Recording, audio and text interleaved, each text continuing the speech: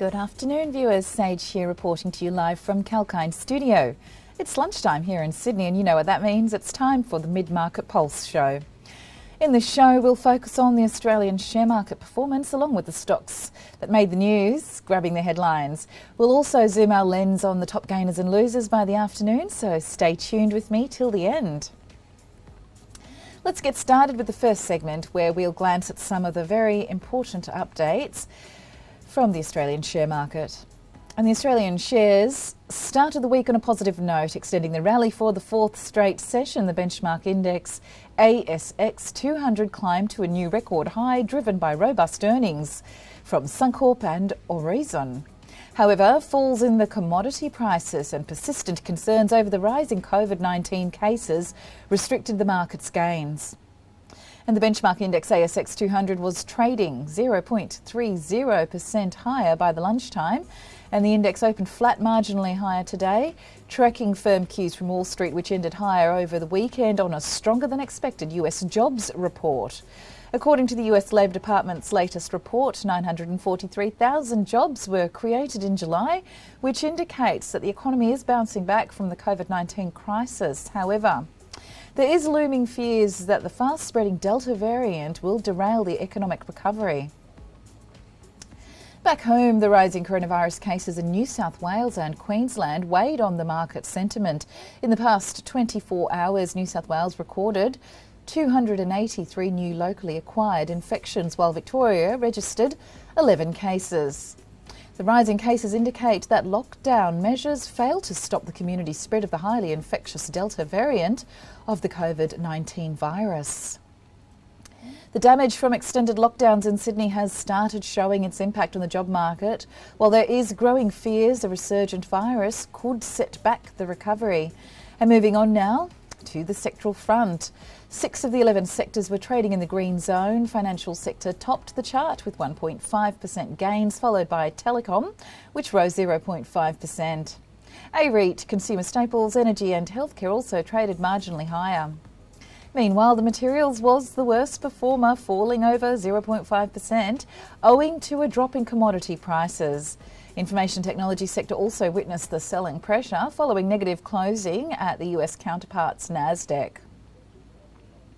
This week, the equity market will be dominated by earnings results from the big companies. The list includes Australia's big four lenders, Commonwealth Bank, the National Australia Bank, telecom firm Telstra, road operator Transurban, insurance QBE insurer, and the consumer goods retailer JB Hi-Fi, as well as the energy firm AGL Energy. And let us turn our attention now to the biggest gainers and losers that captured the investors' attention by the mid-market session. Financial services company Suncorp Group topped the gainers list on the ASX by rising 6.5%. Some of the other notable gainers were insurance major Insurance Australia Group, mining contractor NRW Holdings, internet service provider Unity Group, and the real estate firm Charter Hall Long WALE REIT.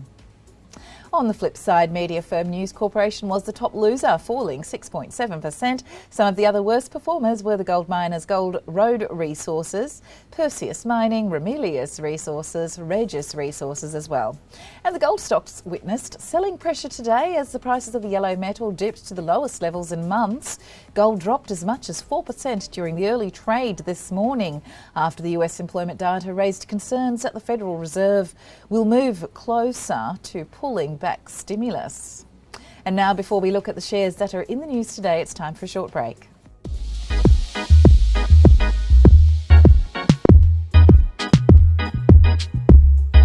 Hi there, James Preston for 𝐊𝐚𝐥𝐤𝐢𝐧𝐞 TV. Are you into gaming and virtual reality? Does AI and the endless possibilities it entails capture your interest?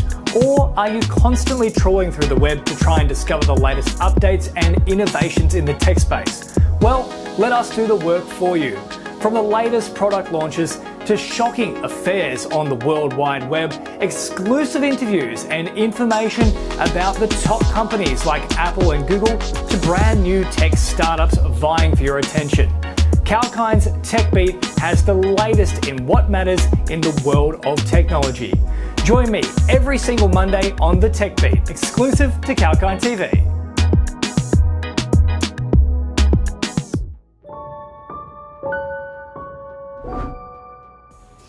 Welcome back, viewers. Sage here. You're watching 𝐊𝐶𝐞 TV live from Sydney. This is the Mid-Market Pulse Show.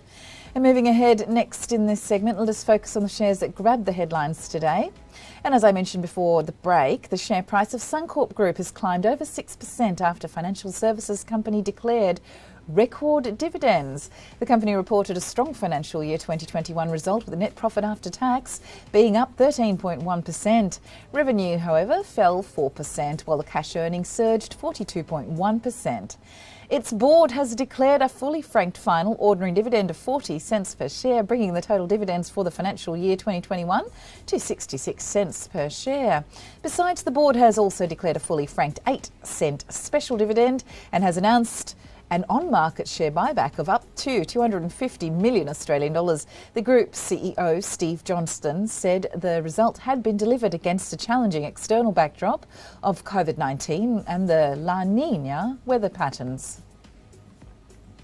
Next up, the share price of telecom firm Telstra Corporation rose 0.5% on acquisition news, and Telstra Health, the digital health arm of Telstra, is to acquire clinical and practice management software company Medical Director for $350 million.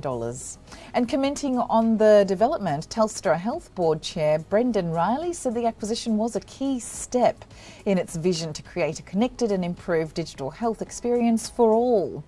The deal will be financed from funds advised by Affinity Equity Partners, with the transaction expected to complete in the first quarter of financial year 2022. The acquisition of Medical Director follows Telstra Health's recent announcement that it will acquire a majority stake in the global healthcare organisation Power Health as part of its global growth strategy. Also making the news, Insurance Australia Group shares gained 1.2% after the insurance major announced changes to its board, and the company's chairman Elizabeth Bryan will retire at the AGM on the 22nd of October 2021 after 6 years leading the organisation. She will be succeeded by Tom Pockett, who has been a director of IAG since 2015 and is chairman of the Audit Committee. A second director, Duncan Boyle, will also retire from IAG's board on 22nd October 2021. Up next, the rail freight business, Aurizon, dropped marginally lower after the company released earnings results for the full financial year. The company has also declared its final dividend to 14 cents per share, up 5% compared to the previous corresponding period. For the financial year 2021, it has reported 1% growth in underlying net profit as against the last fiscal. The earnings before interest, tax, depreciation and amortisation also rose by 1%, driven by new contracts and higher volumes from existing customers. Revenue was down 2%, while free cash flow increased 1%.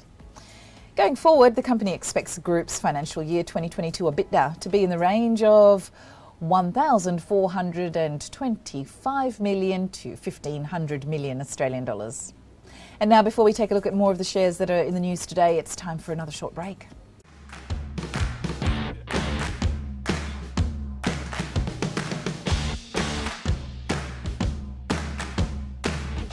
Tune in to get the latest information. Whether it's about market movements or the currency graph, Sectoral coverage or industry news. we cover it all on our news segments. Be on top of the latest news With 𝐊𝐶𝐞 TV.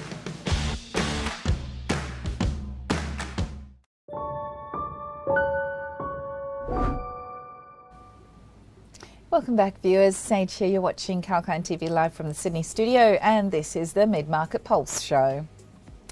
So moving on now to the next shares also making the news. Shares of Latitude Group Holdings climbed 3.5% on a deal to acquire fintech firm Simple. The company has agreed to acquire Simple Loans for 200 million Australian dollars in cash and shares to become Latitude's auto and personal lending platform. Simple is a Melbourne-based personal lending fintech delivering simple digital experiences to customers and brokers, fast approvals and same-day settlements. The deal is expected to accelerate growth in Latitude Loans portfolio and reduce costs. The transaction is intended to be funded by the issue or delivery of 38.46 million Latitude shares at $2.60 Australian per share and 100 million Australian dollars in cash. Simple's founders will receive 23.5 million of the shares as scrounged for 2 years. Lastly, Regis Healthcare saw its shares falling nearly 5% on concerns regarding employee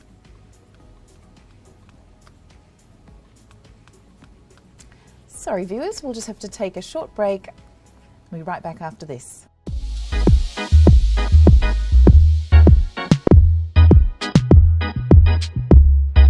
Hi there, James Preston for 𝐊𝐿𝐴 TV. Are you into gaming and virtual reality? Does AI and the endless possibilities it entails capture your interest? Or are you constantly trawling through the web to try and discover the latest updates and innovations in the tech space? Well, let us do the work for you. From the latest product launches to shocking affairs on the World Wide Web, exclusive interviews and information about the top companies like Apple and Google to brand new tech startups vying for your attention. 𝐊𝐴𝐿𝐴's Tech Beat has the latest in what matters in the world of technology. Join me every single Monday on the Tech Beat, exclusive to 𝐊𝐴 TV.